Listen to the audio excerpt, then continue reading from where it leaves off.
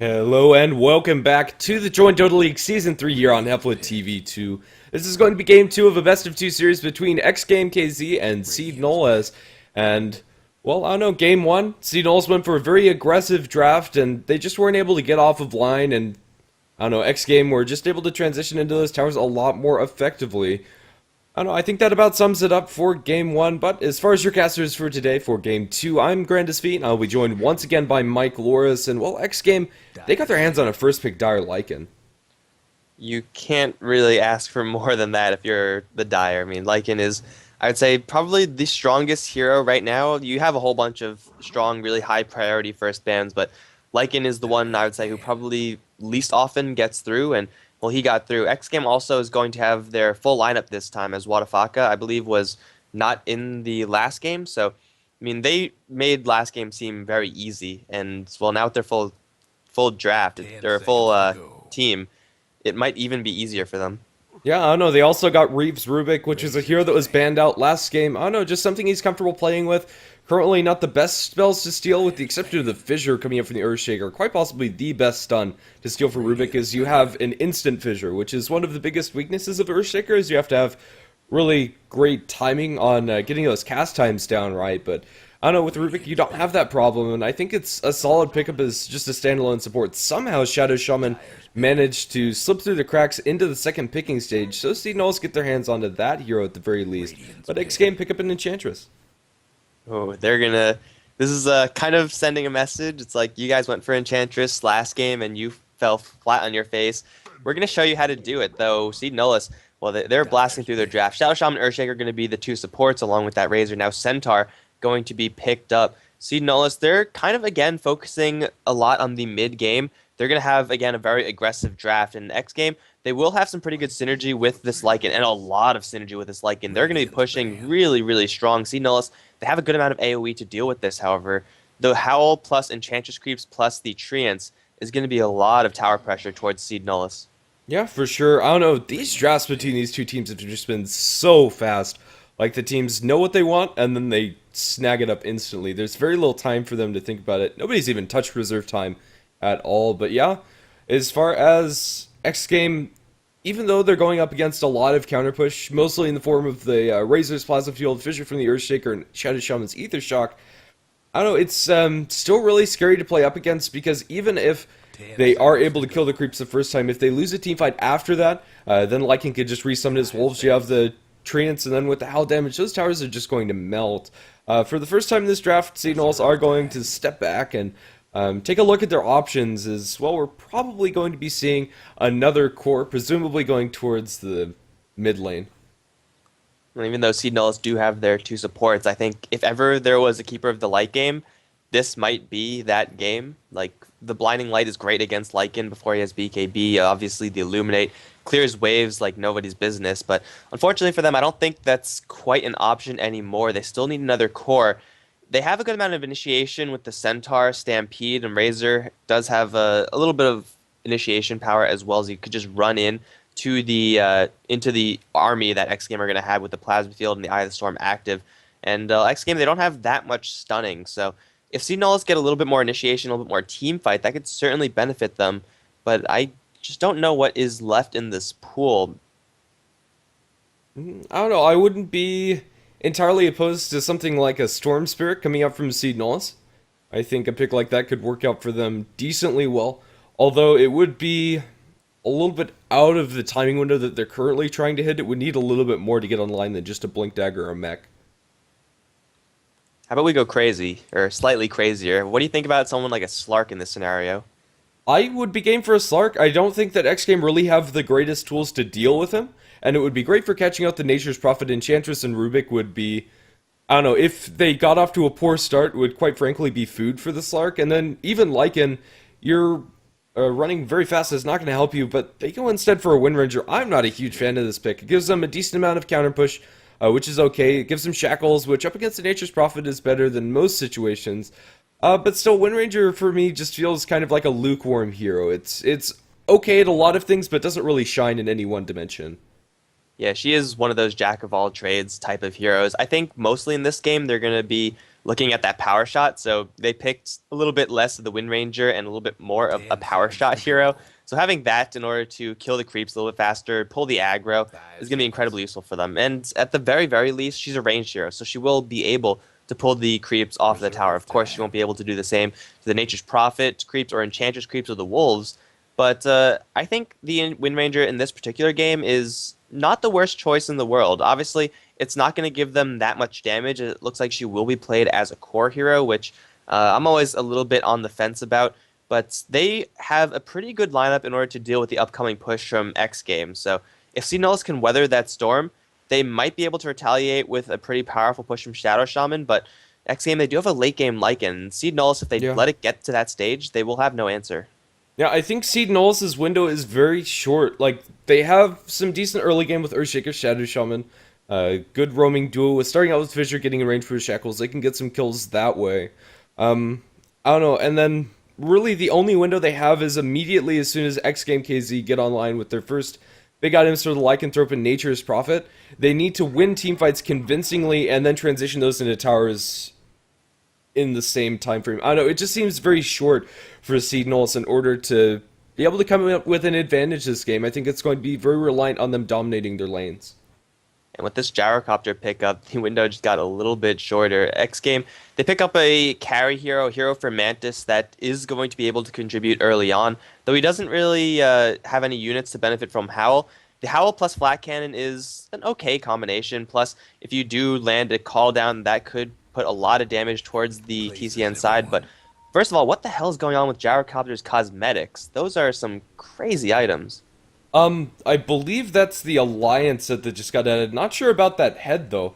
What is that? That has two. I've never seen that style for it. That's actually ridiculous.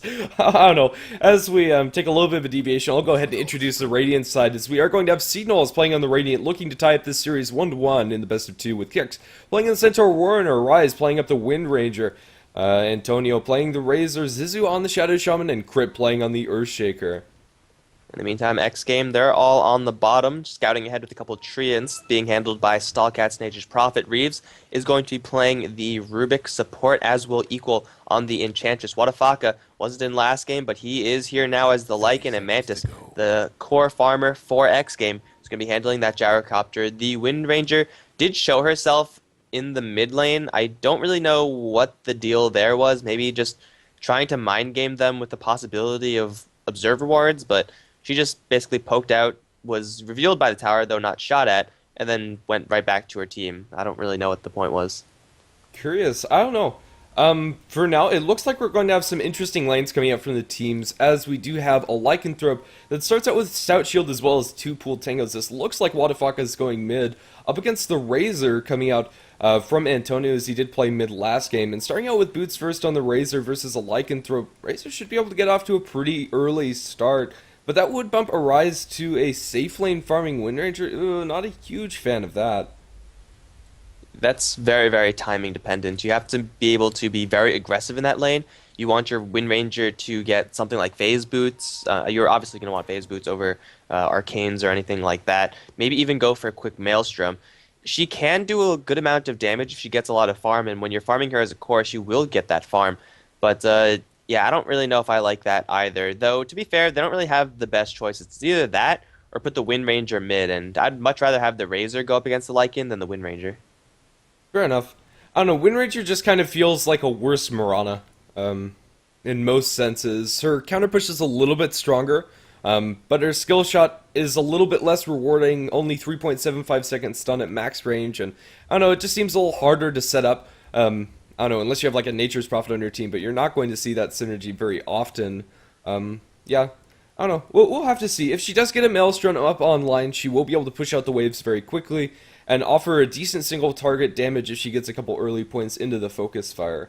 I don't know. Currently, my favorite Wind Ranger build is maxing out the power shot and shackle shot and then getting ultimate at 10 and 11 with 1 point win run along the way instead of delaying it until 15 and 16. I don't know. We'll have to see.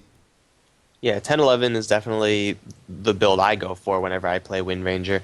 And I mean, by that time, you have maxed out Shackle Shot, Power Shot, which is really the reason why you pick Wind Ranger. You have a Power Shot and Shackle Shot on legs that have the ability to wind run and keep themselves safe. Against a Lycan, against a Gyrocopter, that could certainly prove useful, that survivability. But I actually like the comparison that you made that Wind Ranger is, in a sense, a worse Mirana.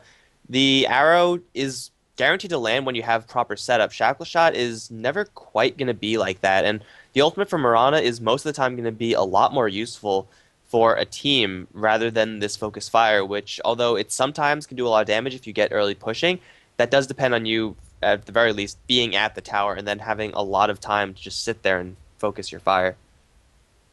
Yep, I don't know. Just for now, just kind of chilling. As well, Stallcat is making his way towards top, it seems. So maybe we're going to see a solo safe lane Nature's Prophet with an aggressive tri-lane coming out with a Gyrocopter Rubik as well as Enchantress. Not your traditional aggressive tri-lane by any means, but if you're able to get a good lift off and isolate a single hero, the Rocket Barrage damage from Gyrocopter can be absolutely devastating.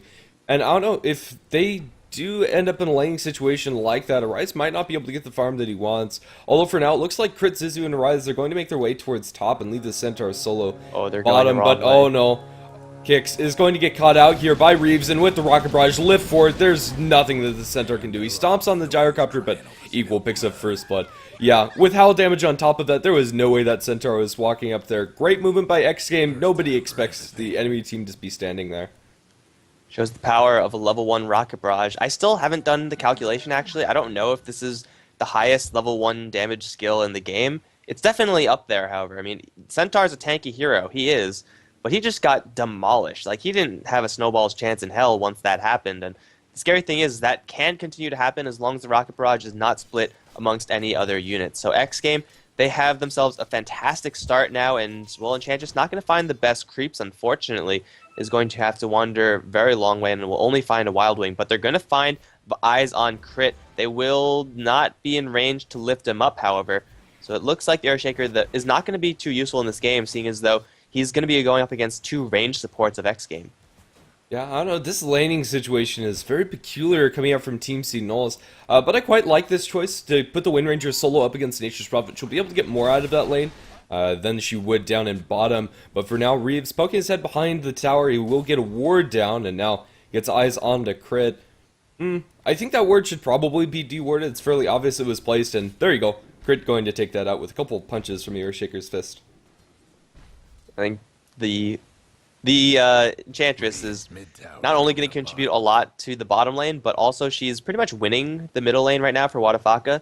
That Tornado is pretty broken, quite honestly. Like, it's not a balanced skill at all, because just dropping that ensures that no matter how bad your lane is going, it's going to go a little bit better. The Razor had his salve forced out just with one skill, and now Zizu is completely surrounded. You can't leave Zizu. No, don't telekinesis him. That's going to give him an escape. He's going to get the shackle off onto Reeves, but the Satyr's just beating him down. Zizu is so dead. However, Quix does get a two-man stomp, is walled off, though, so he can't get the double edge. He will eventually land it onto Reeves, but it looks like he might live. No, Quix has boots. Another shockwave from this Satyr, and Reeves is just going to try to waste as much time as he possibly can. Try for the jukes, but Quix is hot on his heels. Another double edge, and Reeves will get another get a kill onto Quix. Reeves still alive.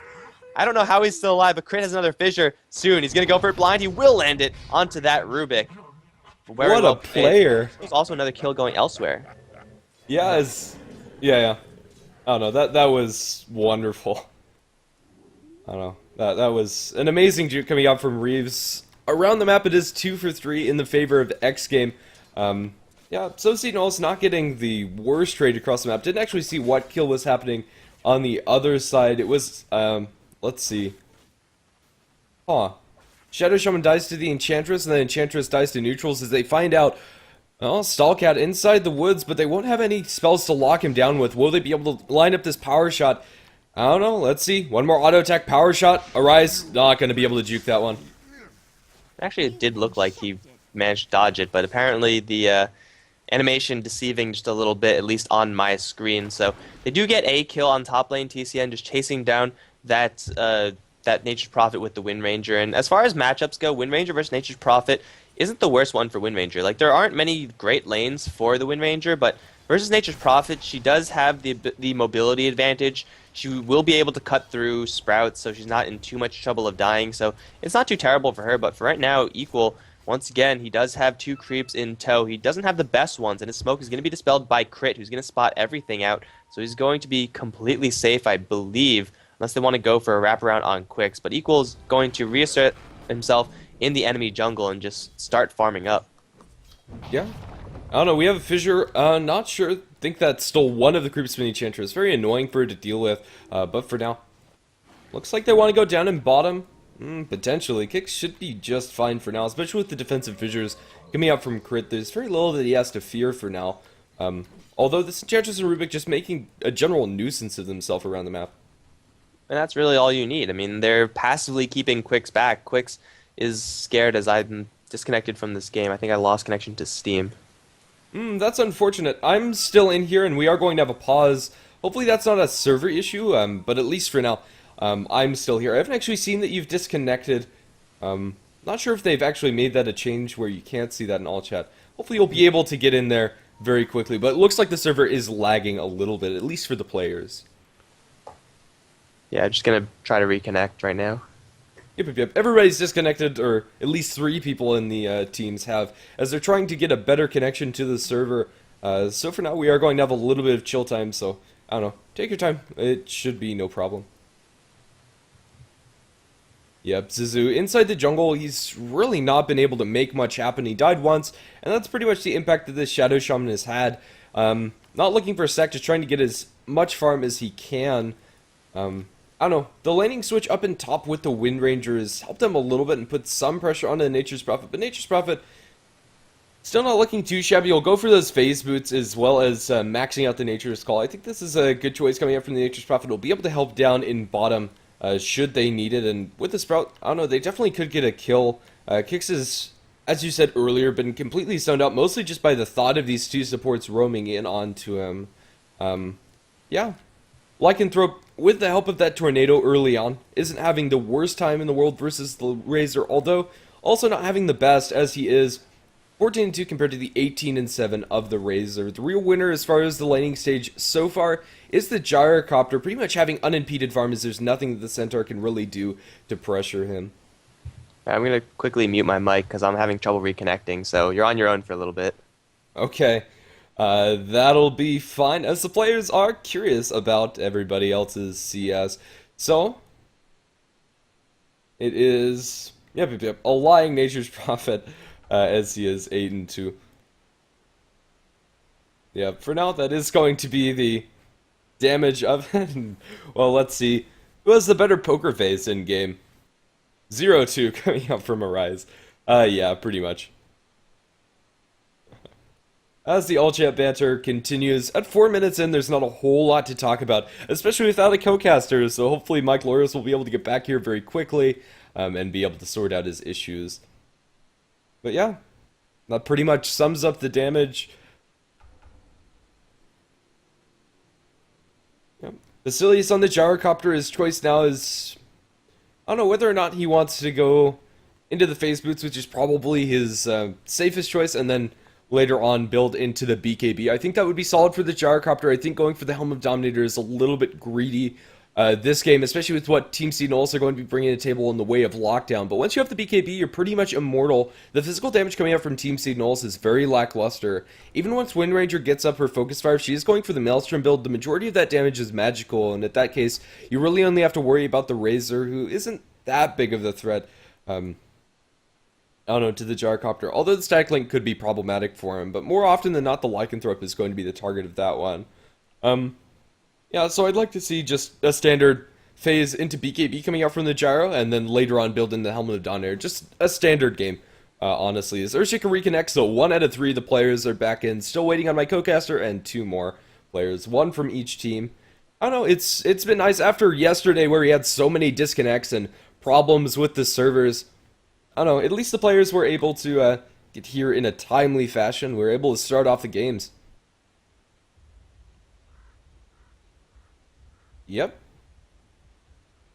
Okay, so unfortunately, Mike Loris is still trying to reconnect into the game, and he's not being able to succeed. So, worst case scenario, I suppose, is that I'm going to have to solo cast for the rest of Game 2.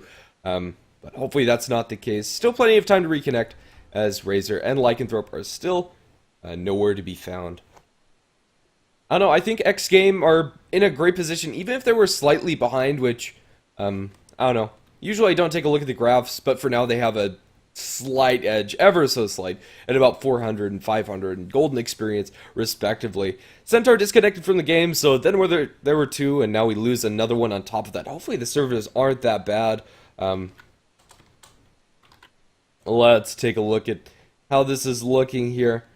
I don't know, it's looking okay, at least for the people that are in the server, but I'm not sure if there is that packet loss problem that has been persisting for quite some time in the servers, or at least the last couple of days. It kind of feels like forever. But yeah, I don't know, playing pubs can be very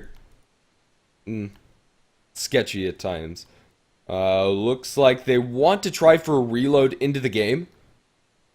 Not sure if I like that choice, but I don't know, we might have to do so. Let's see what the admin is going to decide to do. If that is the case, hopefully Mike Loris will be able to get back into the game, and presumably he'll have a new lobby. For now, it's just time to chill as we wait for everybody to make up their minds, or... Yeah, I don't think that would actually help very much, but... We'll see, we'll see. Yeah. Oh, well, Crit... deciding that they should win. I don't know, that's okay. We'll have to see how everything's going to go down. Bullet reconnects, and... Well, there we go. We now have the admin inside the game, so hopefully we'll be able to get a decision. I've actually never seen a gyrocopter projectile mid-air, as it moves incredibly fast, but it looks like it's this translucent bullet-looking thing. Pretty much just a straight-up sphere. And, well, only one more as we wait for the lycanthrope to reconnect into the game.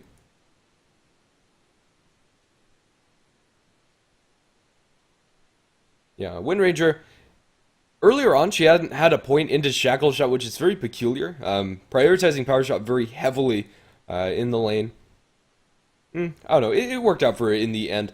Yeah, I think one of the keys with the Windranger with her Power Shot last there is she canceled it slightly fast, I think, in order to make sure that she hit the Nature's Prophet. And it was enough damage in the end, only being the first target that it hit definitely helped out there. As Mike Loris is back into the game. Hopefully he'll be back on the call very shortly. I am back. I don't know why that time worked. I just kept on pressing that reconnect button. Like, I even tried to get in through Dota TV to see if I could reconnect some other way. But yes, I am in fact back, and well, we have the civilian Centaur once again on my screen. Excellent. My screen is intact, but everybody's back into the game, so I don't know. With your reconnection, it looks like we're going to be able to start back up.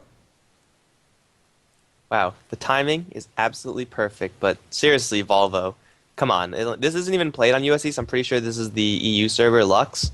So, are just all the servers for Dota just They absolute really crap are. right now?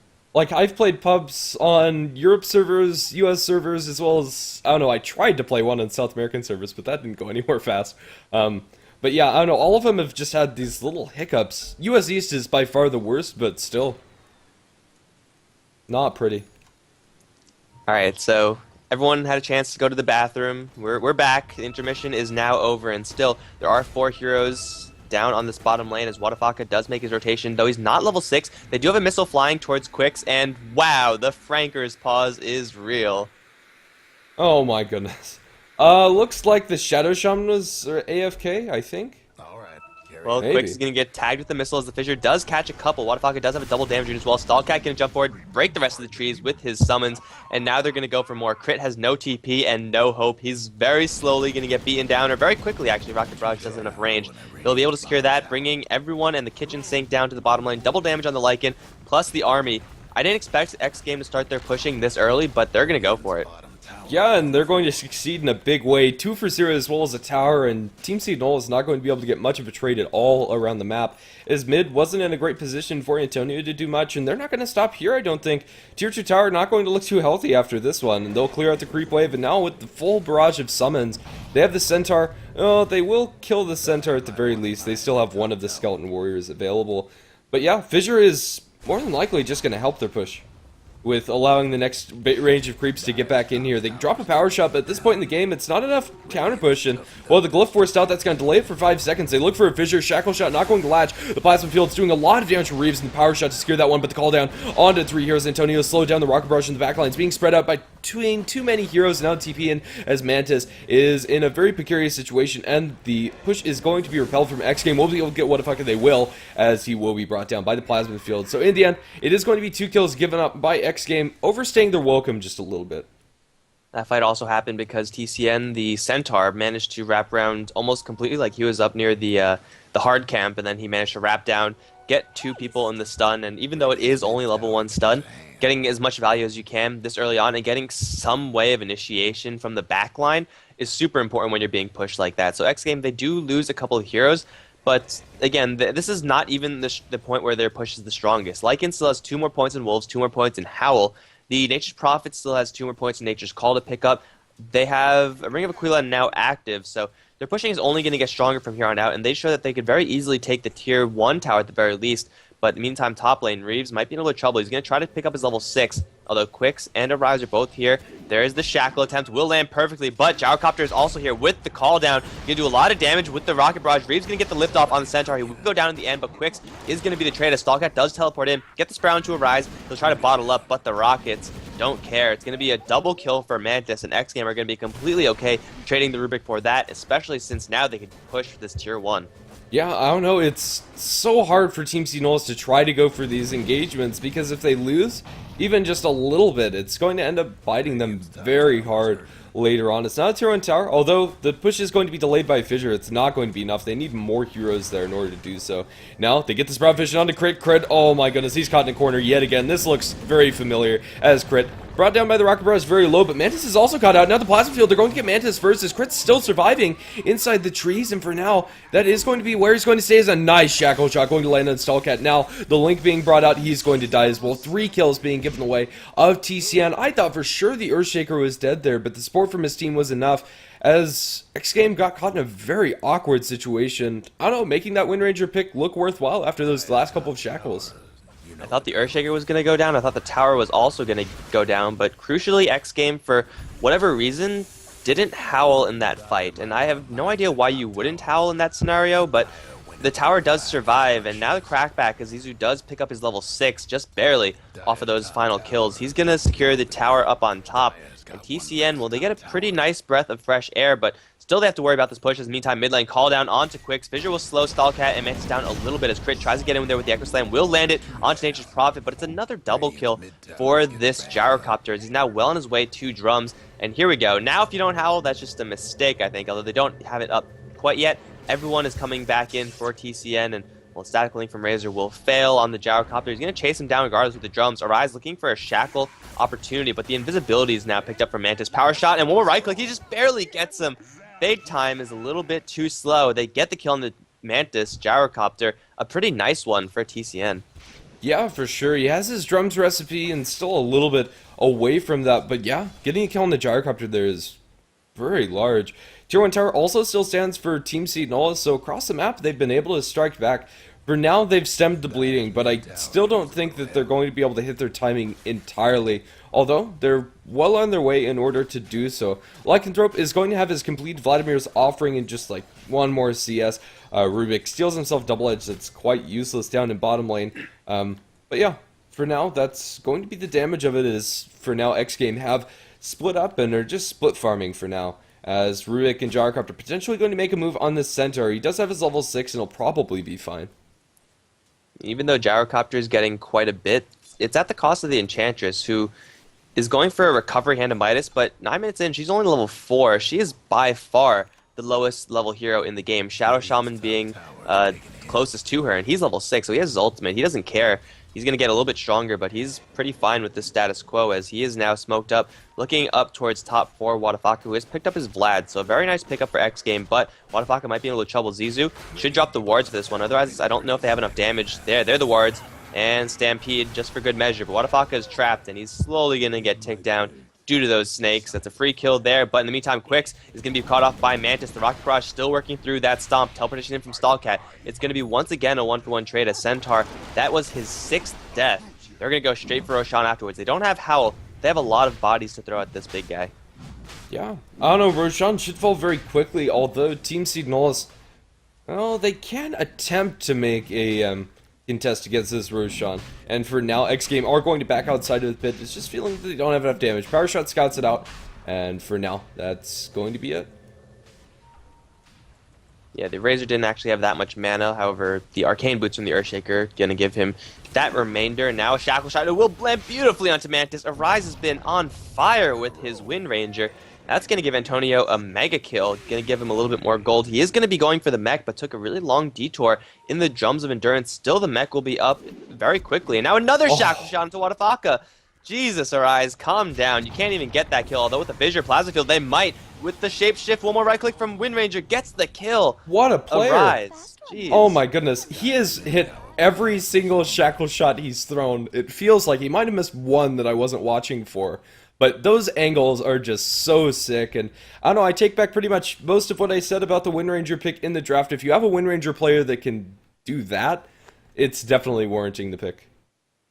Yeah, 3.75 point click stun is not bad when you never miss. So Wind Ranger, she doesn't have the most as far as items are concerned. She is contributing so much to her team, mostly because Razor is the one benefiting from that. That's going to give him his headdress. Looks like he's not going to fly out the completed mech just yet, but TCN, when you're up against a push comp, every single pick-off that you could get slows down the enemy push by just a little bit. And that just a little bit means that you're going to have more experience and more gold for when the push inevitably does come. You might be able to defend as Arise now going to jump ahead with the phase and Wind Run, looking for that Nature's Prophet, but Stampede in the meantime, bottom lane, they're going to catch Stallcat. No, it's actually Quick's trying to escape from Stallcat. He's now going to be trapped in the Sprout. Missile will kill him off as Gyrocopter does get another free one, and he drops the call down in order to retreat, in order to farm up a whole lot of creeps as well. But Mantis is getting quite a few kills, but at the same time, Wind Ranger is as well. Yeah, for now, Reeves quite out in front, but he will back off, as a Fissure there with some backup could be problematic. Yeah, I don't know, Mantis has kind of made this enemy jungle his home in this bottom lane. Just farming up a whole lot inside there. 5-3 and 4 Gyrocopter has been very active around the map. His Fissure stolen by the Rubik. But yeah, not going to end up doing anything. Midas picked up by the Nature's Prophet. xGame are kind of angling this more towards the late game, and up against the lineup of Team Seed Nullis, I think they definitely can do that. Honestly, I think the Enchantress getting the hand of Midas is really good for them. They need this Enchantress to do more than she was already doing, and getting a 10-minute hand of Midas on the support is, I don't know, still really solid. Yeah, this is an adjustment that, at this point, absolutely needs to be made. Arise finally misses a Shackle in the mid lane, but they pretty much have missed their chance in order to take down towers. Of course, they will be able to rat them out with Nature's Prophet or whatnot, but as it stands right now, everyone on TCN, they're just so strong at this moment. Wind Ranger has maxed out Power Shot and Shackle. Crit has maxed out Fissure, plus an Echo Slam, and of course Razor, he's well on his way to his mech. So although xGame can possibly snag a tower here and there, they're straight pushing with the Howl and the Treant damage and the Enchantress creeps. That's no longer going to be the best way to go. They're going to angle towards a late game, and I think that is the correct decision to be made. A good adjustment, but it is going to be a tier 2 for tier 1 tower trade. xGame, they still have a good amount of pushing, so they can make these trades happen, especially with the Lycan working up on top. But TCN, they need to make something happen, or otherwise it's going to drown in the fact that they don't have two Midases working. Yeah. I don't know, for now, they're still looking pretty good. They just got the tier 1 tower in mid with the Serp wards committed. It's kind of their turn to play the pushing lineup with the Shadow Shaman. They farm those up a little bit in the mid lane. I think they won't get all of them, but at least half of them. As Stallcat's actually falling very low, and Arise there with the power shot. Yeah. It almost landed, but I don't think it would have been a kill. No, it wouldn't have. Yeah, he'd be fine. Still, it would scare the pants off of Stallcat, I think. Yeah, but when you're teleporting into Serpent wards like that, you're kind of asking for trouble. Roshan should be the attempt eventually for xGame, though TCN, as they get more and more farm, are going to be more comfortable with crashing that fight. Wind Ranger with the power shot is a great way of scouting out, as is the plasma field from Razor. Add on to the fact that Centaur has his Blink Dagger and Stampede, which lets the Earthshaker get in close. And suddenly Roshan is not safe for xGame, because the way they Roshan is that they get Wolves, they get Treants, and they get Enchantress creeps. So the Roshan is pretty safe and pretty quick, but every single creep you add is just more damage when the Echo Slam does come down. Absolutely, and I don't know, one of the reasons why I love Earthshaker up against these kind of Zeus strats. I don't know. He doesn't have his Blink Dagger just yet, but with the Centaur ultimate, they definitely can get in position. Usually before Blink Dagger, Echo Slam's fairly useless, and it's very hard to find the positioning. But yeah, they dropped the Centaur ultimate. I'm not sure exactly why. I think they caught eyes on the Enchantress, but weren't able to capitalize on that. Very awkward.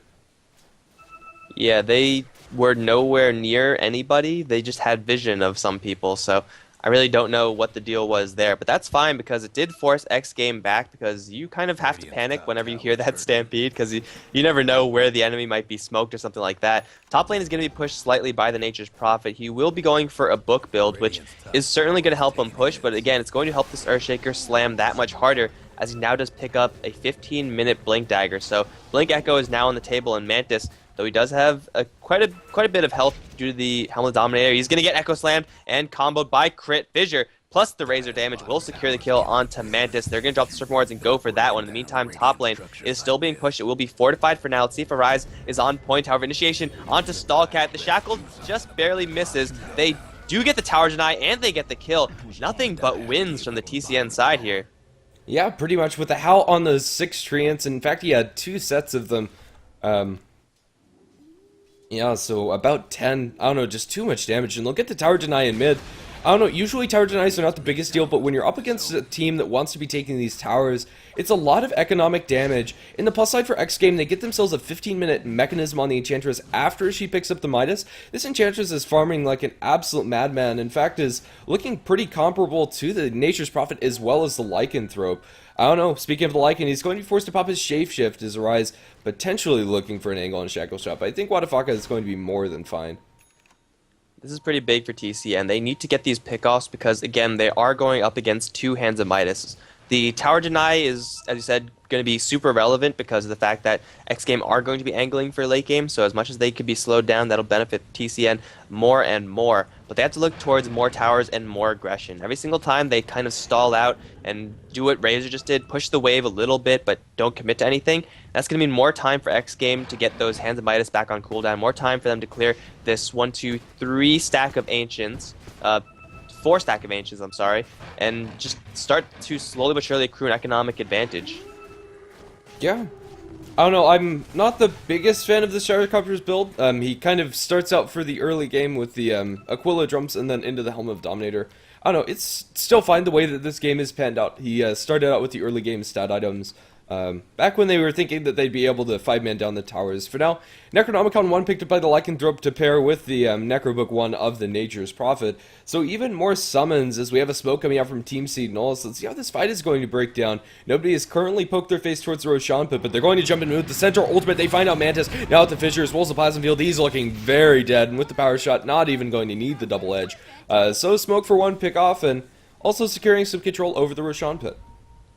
TCN, they're instantly going to go into that Roshan Pit. However, this is a big opportunity for xGame to be playing that rat role. Nature's Prophet is around the top lane, though he's not really fully engaging there with his treants. They're actually looking to fight here. They have spotted out with a random siege creep. I don't know why the siege creep's there, but Roshan is already dead. His mech does pop off Wind Ranger. Gonna get that double life. Call down is now gonna put some damage onto the Razor, but they instantly snag Reeves from the get-go. Now Antonio right on the front lines. The Wolves, though, chasing down Shao Shaman. They will bring him down as Arise. Gonna try to wind run himself out of there. There's a huge Echo Slam from Crit. Gonna kill off everybody with the Power Shot falling through. Gonna give Arise a double kill. Another Shackle Shot will land onto Mantis, but Antonio dropping very low. He will stick charge his way out of there and be just fine. Arise and Quicks off to the right. They're going to successfully escape. A TCN getting a pretty nice fight there as Quick should be safe. He will be safe. He'll teleport up to the top lane.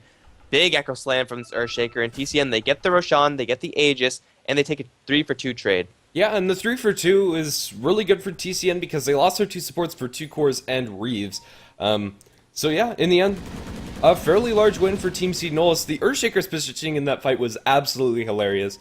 He blinked up to the high ground to D-ward up here, and then he just stayed there the entire fight until he blinked down into the midst of the team fight to get a beautiful Echo Slam on all of those units. Yeah, Reeves saw him out after dropping this ward here, and that was what got the Rubik kill at the beginning of that engagement. Yeah, a very weird way to have the fight start out, or rather finish for the Earthshaker, but yeah. Good Echo Slam by Crit. This might be one of those games where the Earthshaker is one of the most fearsome heroes on the map. Like, he's the same level as a Centaur, and though he's not as tanky, he has so much mobility with this Blink Dagger Force Staff now. Ooh, Shackle Shot in the mid lane, almost going to connect for a Rise, but the Earthshaker, he's getting quite a few levels. He has maxed out Aftershock, which of course means that Enchant Totem is going to be the next order of business. When you're up against an Enchantress, Enchant Totem is huge because of that pure physical damage nuke. Rubik and Nature's Prophet kind of the same way, and well, xGame, they currently have 2 levels of that Necro Book, plus Enchantress Creeps and everything else. This Earthshaker Echo Slam is going to hurt a lot. Yeah, especially if he's able to line up something like that last fight, and if xGame are clumping up auto-attacking onto the tower, they need to be very careful with the positioning of their heroes. Yeah, they can send all of their units to towers, and that's just fine and dandy, but if they get too close there and Crit's able to find the AoE for the ultimate, that's going to sting. I don't know, for now, Arise picks himself up a Blink Dagger to go along with that Maelstrom Phase Boots, and Blink Daggers galore on both teams. I'll have to go ahead and check the items. Let's see, we have 1, 2, 3, 4, I think. All said and done. As up in top lane, we might have a little bit of action coming up from xGame. It looks like they want a 5-man down this tier 2 top. But crucially, Quix was spotted by an Observer Ward, and then he knew that he was spotted because he got hit with the Wrath of Nature. So Quix is going to be perhaps in a little bit of trouble still, as Reeves does secure Double Edge, one of the worst skills that you could possibly take as Rubik, but at the same time, you got to steal something, I guess. They're going to go for a push down on bottom, as we have yet another Franker's pause. 2 seconds is over, coming out from Arise. I want to see this game unpaused. I don't know, usually you'd say 1 second and then wait a minute or something. 2 seconds is very peculiar. But yeah, Serpent Ward's down on here. Razor is having some issues as the TPs are coming in from xGame. Let's see. Yeah, Razor just kind of chilling on the backlines for now. Let's also see. Focus Fire has not been popped by the Wind Ranger. I think for this tower push, you could do that, but I don't know, with the Maelstrom, really what you're looking with that Focus Fire is the single target magical damage. Yeah, so Go comes out, and well, the counter push is going to be nice up against these creeps, but for the Serpent Wards, it's not going to be that big of a deal. They got one of the kills on the Serpent Ward, in fact, killed 2 of them as they jump in from Reeves, steals Plasma Field, but it's also going to get shackled to the creep, and actually, no, shackled to Equal, and Equal's also going to just get bursted down, and both of the sports going to die instantly, and with those 2 pickoffs, they'll be able to take this tier 2 tower in the bottom lane very easily. Yeah, I don't know, Arise, he's had a couple of shaky moments with his shackles going for very low probability shackle shots, but when he sees an angle, he takes it, and I don't know, he's just been on point. That was an absolute beauty of a shackle shot. Like, it seemed like it was right on the edge of the, I guess, the range of the shackle shot, like the secondary target range. So he got 2 heroes in that 3.75 second stun, and that is just beautiful. And also they had a perfect timing window where Gyrocopter Mantis actually didn't have a teleportation scroll. So though Nature's Prophet always can TP in, and the Lycan did, that would have been a 4v5 at the very worst for TCN. So they found a nice opening there, and they did take a tower. So they're pulling themselves further and further ahead. The Golden Experience still their way, even fighting up against these Hands of Midas. The only thing that I'm concerned of them is that they start to be complacent and, you know, just start to stall the game a little bit longer. But if they keep applying pressure like this, then the next 2 tier 2 towers are definitely going to be the targets, and then they could start looking towards the high ground. Yeah, they have the BKB on the Razor. They have a lot of tools that they can use to get into these tier 2 towers. As long as they find like 1 or 2 pickoffs beforehand, there's not a whole lot stopping them as Arise potentially looking for a blood mission onto Wadafaka. He has the Blink Dagger. He's not stopping. Eventually he will back off. Very aggressive play coming out from Arise right now. But yeah, tier 2 tower in mid looks like it's going to be the next target as they will jump forward. Shackle Shot going to land in the tree. Equal should just get blown up. The Enchantress really can't do anything. With the follow-up Fissure, he'll try to save his life for now with the Mechanism helping. Oh no, for now they're going to be zoned off as they jump into the tier 3 towers. They're going to get Reeves under the enemy bases. Now the Serpent Ward is committed to this tier 2 tower. Yeah, I don't know, just getting completely zoned out. Gyrocopter down in bottom. They're able to take some decent trades around the map, but not going to be able to contest against this. And I don't know, TCN aren't going to stop just yet. Unfortunately, they don't have the Serpent Ward, so their pushing actually isn't that strong. However, Arise does have Focus Fire, and he's going to start focusing that fire on the tower. As you mentioned before, the Gyrocopter is still on bottom, and he actually doesn't have a TP. So TCN recognized this. They're going to send the Earthshaker back to try to deal with this. He's going to jump in for an Echo Slam onto Mantis, try to combo him down with the Fissure. Someone else is teleporting in. It's going to be Arise. Will kill off Mantis in the end, and they do take down the tier 3 tower. In the meantime, Stallcat trying to push out top, but TCN, they get the kill on the Gyrocopter, they get the tier 3 tower, and they don't lose a single person. That is so weird to see a carry without a TP at this point in the game, but yeah, Team Seed is capitalizing on that in a huge way, getting a kill on the Gyrocopter and trading a tier 3 tower for half damage on their tier 3. Wonderful. I don't know, they don't use the Aegis, and now the Hex goes the way of Stallcat. Stallcat's just going to be blown up. He has the Necronomicon units, but they're also going to be farmed up. A lot of gold. Zizu, will he die here? They will be stomped up with the Mechanism. Not a chance. There's a lot of golden experience being fed the way of Team Seed across the map, and I don't know, they're looking pretty strong to make this 1-for-1. Their timing when it was short, but they're hitting it in a big way. xGame, when it was 5-ish minutes in the game, they looked so good. Like, they were performing exactly what they needed to do. They were grouping up for pushes. They had all the units. They had the Enchantress creeps and everything like that. But now it just seems like since they changed directions, since they switched gears, they're just lost. I mean, a Gyrocopter with no TP at this stage is almost unheard of. And then everyone just getting caught out. It's like they don't know what they should be doing at this stage. And TCN, they're taking very good advantage of that as now Earthshaker picks up a gem. He's holding on to 2100 gold, possibly Shiva's for him. Although they might even feel comfortable enough to go for something like crit. Please feel comfortable enough for that. But they will successfully defend their mid lane and put pressure on top. They're getting some really big items, and they're getting frighteningly huge right now. I don't know, with the experience that the Earthshaker has, I would not be opposed to a Chrysalis at all, especially when you're looking at like a Rubik played by Reeves or the Enchantress by Equal. They're just going to fall so quickly if you get a crit. I'm not sure you upgrade it to the Daedalus. You might want a utility item after the Chrysalis, but I don't know, at least for now, I think just the casual crit's going to be very useful for him to pick up. But for now, he's going to go for the Aghanim Scepter. This is also a really good choice, especially when you're dealing with so many units on the side of xGame. Reeves in the middle lane. He tried to steal from the Razor, but you can't steal from the Razor. He has unstable current, so Rubik unfortunately got tagged with that damage, which means no blink, which means a free chase down. Antonio is pretty quick. He did use a jump charge for that, but they're just going to break open this middle lane. Zizu has Serpent Wards, will deploy them, should deploy them, is not going to deploy them. Okay, they're going to get called down upon, and it looks like they will back off for now. Maybe they're going to wait for one more creep wave. Arise has joined this party. He's going to start focusing fire on that melee Rax, and really xGame, they don't have any response. He's going to jump forward for Hex onto Mantis. Not going to capitalize on that, but I think they're going to be okay with that because they get a free Rax. Now they can back off or go for range, but they still have those Serpent Wards. What are they going to use this on? Yeah, I don't know. I was very curious about the choice of Team Seed to go for that. It's down in bottom. They are going to lose the tier 3 tower to all of the units, but no, the Shackle, it's only going to delay it enough so that they'll be able to pick off the Nature's Prophet. Lycanthrope is going to be able to get out of there, but still, not a very clean trade by xGame by any stretch of the imagination.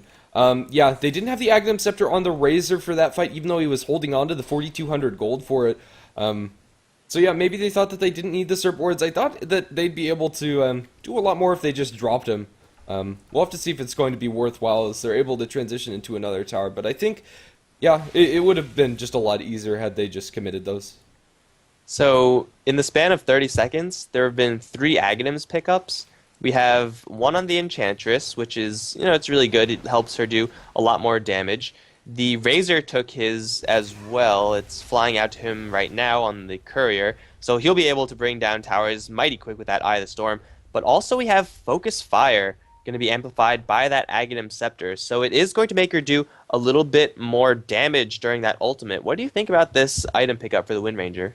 I don't know, I'm quite a big fan of it. The 15-second cooldown means you'll be able to get it on more than one target inside the team fights, as well as the reduced penalty on your unique attack modifiers. I think it's quite underrated, especially if you're farming up the Wind Ranger, as Team Seed are doing this game, and I think it's going to be very useful for breaking the high ground, as well as just being able to constantly be able to push.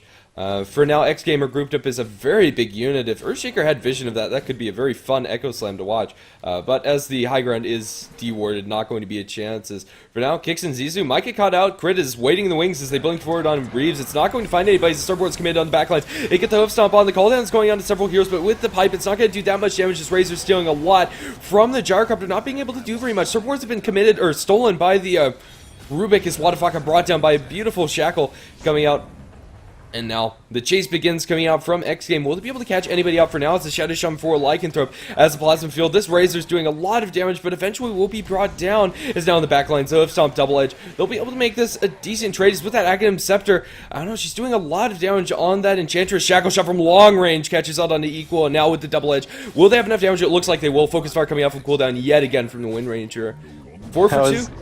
That was the slowest enchant totem I've ever seen in my life. That was hilarious, but something that happened in that fight, I was watching Crit the entire time.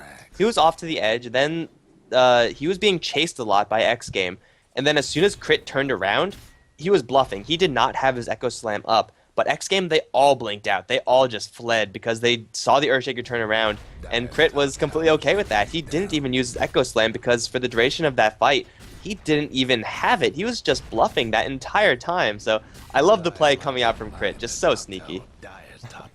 Yeah, I don't know, I wasn't catching on to that, but yeah, wonderful play from Crit if he was able to pull that one off. Look at the dire jungle, so many Sentry Wards committed by xGame. They want to make sure that they have no vision. At this point, it might actually be easier just to buy a gem, de-ward with it, and then drop it back in the base if you're that scared of losing it. But yeah, for now, Team Seton have a fairly big hold on this game. Wind Ranger doing a lot of damage in that last team fight with the Aghanim Scepter as well as the Maelstrom. Yeah, and Gyrocopter really wasn't able to do much outside of his magic damage, which is still pretty relevant, but when you get drained by the Razor that much, it's just very sad for Mantis. Also, Stallcat going for a very peculiar item on Nature's Prophet, Blade Mail. I don't think I've actually ever seen that item pick up. It doesn't make that much sense unless you're expecting to be caught with an Echo Slam, and, well, you're just going to die. So I guess bringing the Earthshaker down with you is something, but not that much. Now TCN, they're going to turn their eyes towards Roshan. They don't have... Actually, they have a pretty good amount of damage with this Wind Ranger. She's holding on to a lot of gold as well. Stampede, though, they see someone in the mid lane. It's going to be Mantis. Will get force-staffed out by Equal, and it looks like the Shadow Shaman can't get in range for the Shackle. In the meantime, TCN, they are going to have their top lane push, so they have to make some sort of response or go for Roshan or something. I think it's time for Crit TP back and perform some magic on this huge creep wave. Well, for now, into the Roshan pit they'll stay as they send the Wind Ranger back. She has plenty of counter push with the Maelstrom as well as the Power Shot. She'll be able to take this one out, although she needs to be careful with the Necronomicon minions. She shackles up one of them, now the Power Shot's coming out. The Tier 3 tower is actually taking a lot of damage with the Howl. I don't know, maybe they needed to commit more than that. Surprising as Echo Slam committed in the mid lane onto Mantis. Mantis gets blown up.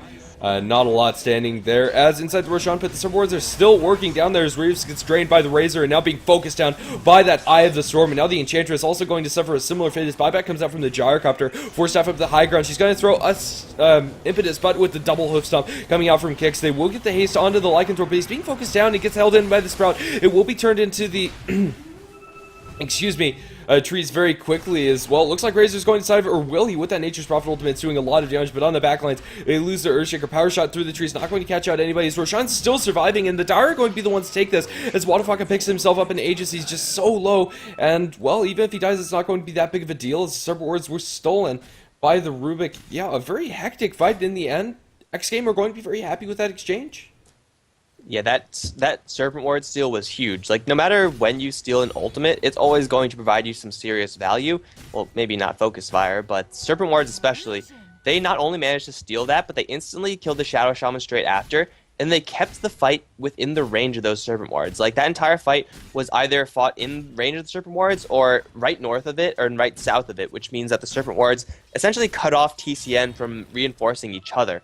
So that was a huge steal and a huge placement from Reeves. If they keep doing that, then they're going to really just show some signs of life. However, I think in general, that fight was an exception because TCN, they were cut off. They did spend a lot of resources in order to try to take out Roshan. So if they just regroup and keep themselves together, then it's going to be more difficult for xGame to repeat that fight. Yep. I don't know, something that's very peculiar to see out of xGame is their farm distribution on their cures. The Enchantress is actually the #1 farmer on that team with the Aghanim Scepter, Mech, Force Staff, Midas, as well as 1800 gold on top of it, but pretty much everybody, with the exception of the Rubik, is clumped up almost on top of each other. Yeah, I don't know, just interesting to see that actually come out. The Blade Mail didn't come out huge as in mid. Oh, fishing for a Shackle finds a creep. Unfortunate for the Wind Ranger. I don't know, with the Agnum Scepter, it would have been close. But worst case scenario for the Gyrocopter, it's BKB. In the xGame, they're just ratting their way back into this game slowly but surely. These double Necros, they have a total of 6 Necro book levels on their heroes at this particular stage, and I don't think they're going to be getting any more. But they're just able to shove the lane so damn much. And TCN, though they did take the melee racks in mid, it's really not being as much of an advantage as I would have thought, because they were getting split pushed so much. So I mean, Rise is going to spot out the fact that Mantis and Reeves are in the area, but even though mid lane is being pushed, the side lanes are being pushed just so much harder by xGame and their Nature's Prophet. Yeah, I don't know, we're in for a very interesting game as the 4th Aghanim Scepter on, or rather the 3rd on the Team Seanolis and the 4th in the game is going to be picked up by Crit. If he's able to find an Echo Slam in the next team fight, it could be huge as, yep, they do catch out the Aegis on the Lycanthrope. I think they'll be able to give him another time. The Shackle is not going to latch, unfortunately for them, and that might be the help that Wadafaka needed, but with Razor chasing him down with the Centaur Ultimate, not going to be enough to get him out of there. Yeah, so they didn't even need the Shackle. If you're a Lycan, you are not used to having people run just as fast as you, and that's something that the Centaur Stampede does offer. So they managed to snag the kill onto Lycan and bring down the Aegis in the process, and now they're all up on top. Though they don't have the Serpent Ward, Shadow Shaman was forced to use those in order to kill off that hero. They're going to put a lot of pressure on it, and with the Eye of the Storm, that's going to be up by the time they get to the tier 3s. I think they're going to be okay with that. However, Crit, as well as Zizu, they're not going to be in this fight, and it looks like Arise is also leaving. They can't make this push happen because of the split push. Yeah, looks like that is going to be the case as Centaur picks himself up a completed Heart of Trask. 3,000 HP on him with 23 armor as well as the pipe completed. This Centaur is going to be so darn tanky, and that ultimate coming out from him is going to start hurting quite a bit if it wasn't already. I don't know, Gix is going to be able to absorb a lot of the hate coming out from xGame, and although Team Seanolis don't have the best late game heroes at this point in the game, they're still looking pretty good, mostly due to the amount of gold that their Wind Ranger and Razor have been able to find, and Razor's actually sitting on about 5k as Earthshaker picks up a kill on the poor Rubik. Yeah. Just jump in with a Fissure, Focus Fire. That was a very cut and dry kill for the Arise and Crit combination. And now they're going to go all towards the mid lane. Centaur does see a target in the Lycan, but he is going to shapeshift and run his way out of there as Wolves normally do. Stampede was used, but unfortunately not going to be used to any great purpose. The split push from the Nature's Prophet, he's going to continue to try to rat out this bottom lane, but Crit is here. He's going to look for this Nature's Prophet. He's going to force staff his way forward, looking for an Echo, but the Blade Mail is up, so no Echo Slam just yet. He's going to wait for that one to run out and then drop the Echo. No Fissure. Now Echo?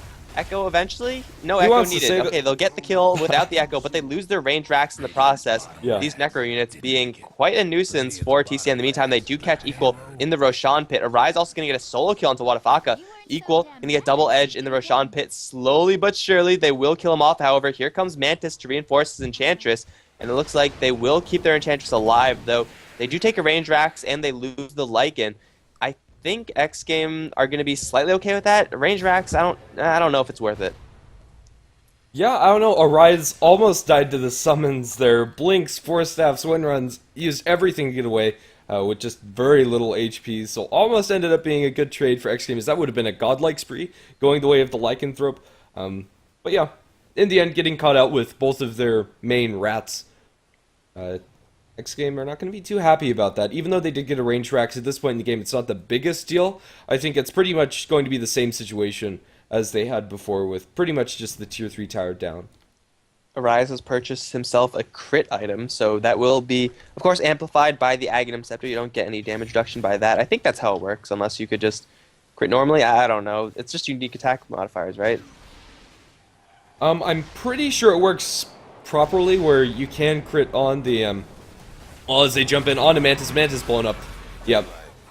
Beyond godlike for Arise, but yeah, I think you can crit normally with the Focus Fire with Aghanim Scepter. In fact, I think you could do that previously, although the damage reduction would hurt your crit in that way. As the Surfboard's committed down to the bottom lane, they'll get the tier 3 tower very quickly. As the Surfboard's stolen for the 4th time this game, potentially by the Rubik. They'll get the kill on the Nature's Prophet. Didn't actually see where that happened. It looks like Echo Slam committed up in top as the top or bottom racks is going to follow Mantis after buying back. Wants to join in this fight, but I think they've already won their prize, and Team Signolas look like they want to just retreat. Center ultimate isn't available for 3 seconds. They jump onto Stallcat. Stallcat is going to get blown up, or will he? They will be able to lift up crit.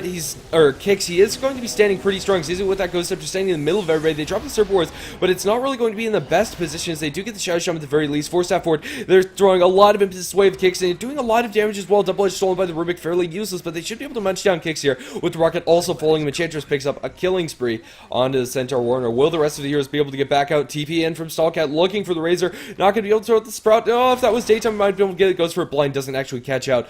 Antonio is going to be tagged by a missile, but I think he'll be able to get out there alive. Yeah, it looks like that's going to be the end of it. The Razor's just too damn quick, but they get the Raxes, and even though the retreat was very, very messy, that's completely fine because they got what they came for. They lose a little bit more than they would have liked, but hey, the Razor survives. The Wind Ranger manages to blink herself into the trees and get out of there as well. That was a fight without the Earthshaker, by the way. So he forced the buyback out from the Nature's Prophet just by Echo Slamming the Nature's Prophet little army that he was using to push out the top lane. He did secure the tier 3 tower, but the tier 3 tower is not as important as losing Raxes. So TCN, it wasn't the biggest win for them, but it is still a win nonetheless. Yeah, and now they have an Assault Cuirass on the Razor. This next push into the top lane is going to be a lot easier. Earthshaker, his next item is going to be very fun to watch. Oh no, it's going to be boring. He picks up the Shiva's Guard. That's probably the safest choice, but honestly I was hoping for an Ethereal Blade or a crit. Yeah, I mean, it's still a good item. Shiva's Guard is going to help them so much, and especially clearing off these creeps will add another layer of magic damage to his combo, which has already shown can pretty much annihilate the xGame side if their positioning is a little bit poor. So that aura is also going to be very nice for him, as Daedalus is picked up from Arise. So these items for the Wind Ranger are a lot more fun than I would have predicted, but we already have the line drawn out. So that was actually Pink drawing that line, so well, it looks like TCN, they're going to abide by it anyway. They have Assault Cuirass on the Razor, so Eye of the Storm, although not refreshed, it is Aghanimed, plus has that -5 armor from the Assault Cuirass working for it. And in the meantime, Arise and Quicks, well, they're just going to go for Roshan. This is going to be the 3rd Roshan. xGame, they might think about contesting this, but it looks like they're instead going to rely on Split Push. This Roshan, though, not going to last very long after the Focus Fire. Yeah, and Arise is going to be able to keep this one up as long as he needs to. This is going to be cheese as well as Aegis being thrown their way. Aegis presumably to the Wind Ranger, no, to the Centaur. I would have liked if they gave it the cheese to Kicks, but there's a gem just casually on the ground. It needs to be picked up by somebody. Split Push is coming out, but it doesn't look like they'll be able to take very much if TCN decide to defend against this. But for now, the hull damage on all of these creep units, I think they'll be able to take that. Let's see how the trade's going to come down. It's down in bottom. They're looking for Mantis in mid. Mantis gets blown up, but the melee barracks down is, excuse me, on Team Signolas' bottom lane is going to be down. Surfboard stolen again by the Rubik. That pretty much seems to be the story of the game, as the Enchantress focused down by Rise with that maxed out attack speed, but they're going for the base trade. They're going for the tier 4 straight up, or will they? Is inside their base. Their Ancient is not looking too healthy. It's being focused down with the Assault Cuirass as well as the Surfboards, both of them down on the ground, and GG called out by Stallcat, as no base trade is going to save xGame Hero. Fairly exciting game number 2 coming out from these teams, but in the end it is going to be Team Signolas that come out to win richer. Signolas actually only had one more teleportation available. Only Wind Ranger and Shadow Shaman could have actually gone back to the... Oh, actually, no, Razor had TP Scroll as well, so looks like they were just trying to go for it, as Earthshaker didn't have that teleport back to the base, which Echo Slam would have shut the push down really quickly from xGame. But at the end of the day, Signolas, they do withstand the early pushing from xGame, and then they ended up taking a little bit later, despite being down 2 Hands of Midas, off of some fantastic Wind Ranger play from Arise, equaling the series up in a 1-for-1 total set. Yeah, I think my MVPs for that game were crit on the Earthshaker and Arise on the Wind Ranger. Those shackle shots made the Wind Ranger pick worthwhile, and I liked his build. It made him a very potent damage dealer later on in the game. Still had the Blink Dagger for the extra mobility. Yeah, a lot of fun to watch this game. And, well, in the end, it is going to be a best of 2, so that's going to be it for now. But Signolas are going to be playing up against, I believe, Team Coast very shortly. So I'll be casting that on this channel. I'm not sure if Mike Loris will be joining me, but I'm hoping for it. That said, I will. Okay, so I'll be joined by Mike Loris for that one as well. We've been HeflaTV here on HeflaTV 2. If you like what we do, you can follow us on Twitter and Facebook at HeflaTV, and the VODs will be uploaded youtube.com/HeflaMoke. Also, we have another English channel at HeflaTV1, and some other languages are also supported, German and Chinese, on 3, 4, 5, and 6. So as far as the shoutouts at the end of that, that's going to round us out for Dota for now, but CNOS will be coming back with another series very shortly. Let's see.